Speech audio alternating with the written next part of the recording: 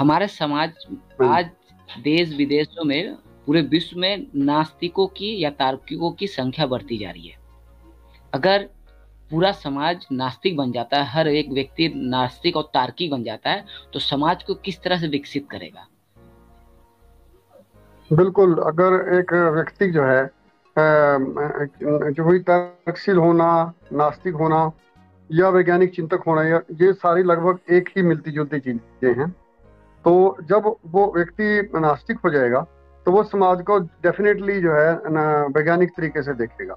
उसका जो सोचने का ढंग होगा समस्याओं को लेके, वो पूरा ही तार्किक होगा और वैज्ञानिक होगा।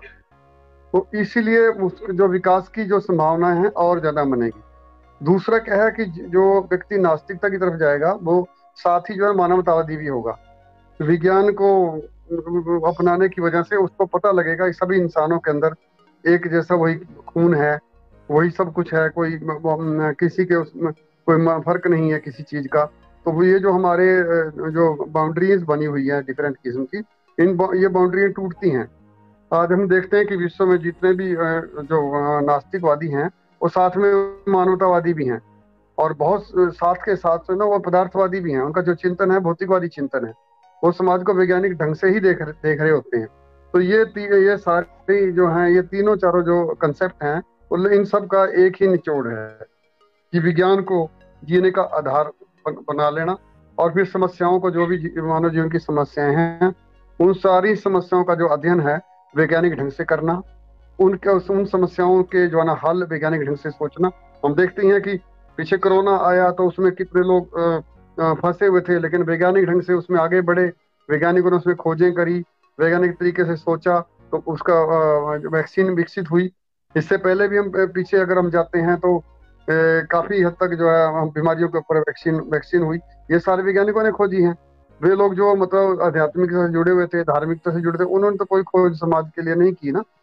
ज्यादातर लोग जो वैज्ञानिक हैं उन्होंने, उनका जो देन है वो इसलिए है कि उनका जो सोचने का ढंग जो ना वो अच्छा था। तो अगर बहुसंख्यक आबादी, पूरी दुनिया की आबादी, बहुसंख्यक आबादी इस सोच की धारणी होगी, इन सोच को अडॉप्ट करेगी, तो उनका जो समाज का जो विकास होगा वो बहुत जल्दी होगा, बहुत तेजी से होगा। जितनी भी बाउंड्रीज हैं भाषा की और जो दूसरी जितनी बाउंड्री हम अपने जीवन के अंदर पाते हैं, उन सारी बाउंड्रियों का जो है नामो निशान मिट जाएगा। हमारे लिए कोई भेदभाव नहीं रहेगा। सब, सारी दुनिया, सब कुछ, हम सब एक इस पदार्थ जो धरती है, धरती के सब लोग एक जैसा जीवन जिएंगे। सब मानवतावादी लोगों का दृष्टिकोण होगा। उनके लिए कोई किसी किस्म का भेदभाव समाज के अंदर हम नहीं कर पाएंगे। और जो संसाधन हैं उनका उनका जो बंटवारा है वो भी मतलब सोच, जैसे शहीद भगत सिंह की आपने बात करी, शहीद भगत सिंह ने लिखा है कि मनुष्य द्वारा मनुष्य का जो शोषण है वही सबसे बड़ी समस्या है। तो अगर हम वैज्ञानिक चिंतन को अडॉप्ट करते हैं, पदार्थवादी चिंतन को अडॉप्ट करते हैं, भौतिकवादी चिंतन को अडॉप्ट करते हैं, तो वो जो जो विकास होगा, जो समाज के अंदर जो बंटवारा है शोषक शोषक और शोषित का, वो कम होगा।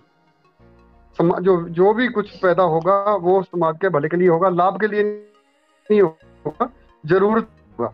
आज हम क्या देखते हैं कि जो कुछ भी पैदा होता है वो सारी पैदावार लाभ के लिए समाज के अंदर पैदा होती है।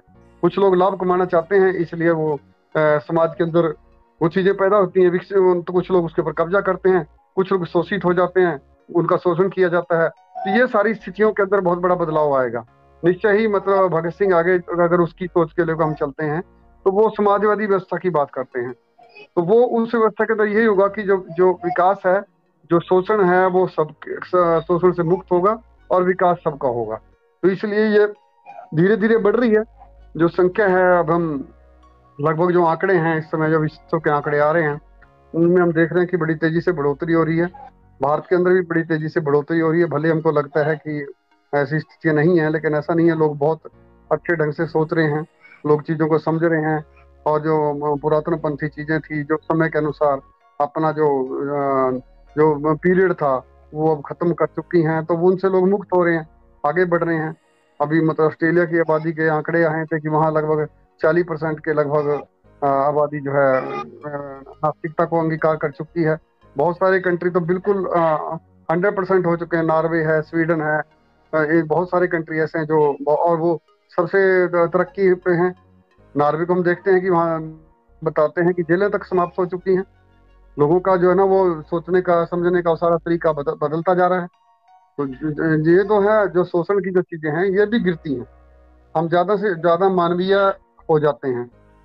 हर एक चीज को हम प्यार करते हैं, हम प्रकृति को प्यार करते हैं, हम जंगल पशु धरती हर एक चीज को प्यार करते हैं, इंसानों को प्यार करते हैं।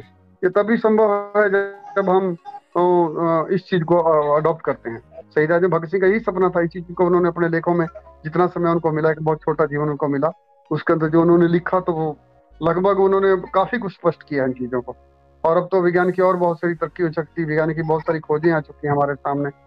तो हमें इन सब संसाधनों का एक मानव विकास के लिए प्रयोग करना चाहिए। और ये अच्छी है, मतलब हमें ऐसा लगता है, या ऐसा लगता ही नहीं, मतलब विश्वास है कि आने वाला समय विज्ञान का होगा, मानवतावाद का होगा। और ये जो वैज्ञानिक है, वैज्ञानिक चिंतन है, लोगों में विकसित होगा। भारत का संविधान तो मूल रूप से डिक्लेयर करता है वैज्ञानिक चिंतन का विकास करना, जो हमारी फंडामेंटल ड्यूटी है उसके अंदर स्पष्ट लिखा हुआ है। 51A जो आर्टिकल है उसमें साफ लिखा हुआ है, प्रत्येक भारतीय नागरिक का यह कर्तव्य है कि वह मानवतावाद वैज्ञानिक चिंतन को समाज के अंदर विकसित करे। तो ये तो हमारा तो मौलिक कर्तव्य है। हमारे संविधान के अंदर जो हमारे चिंतक लोगों ने, जो बहुत सुलझे हुए लोगों ने, जिन्होंने संविधान की संरचना की, उन्होंने इस चीज को उसके अंदर डाला था। हमें उन चीजों को कम अपने संवैधानिक जो हमारी ड्यूटीज हैं वो हमें उन्हीं को पूर्ण अगर हम करने लग जाए तब भी हम बहुत कुछ प्राप्त कर सकते हैं। तर्कशील एसोसिएशन काफी महत्वपूर्ण बात कही कि जितना ज्यादा लोग नास्तिक होंगे, तार्किक होंगे, उतना मानवतावादी होंगे, माने ह्यूमनिज्म पे ही विश्वास करेंगे।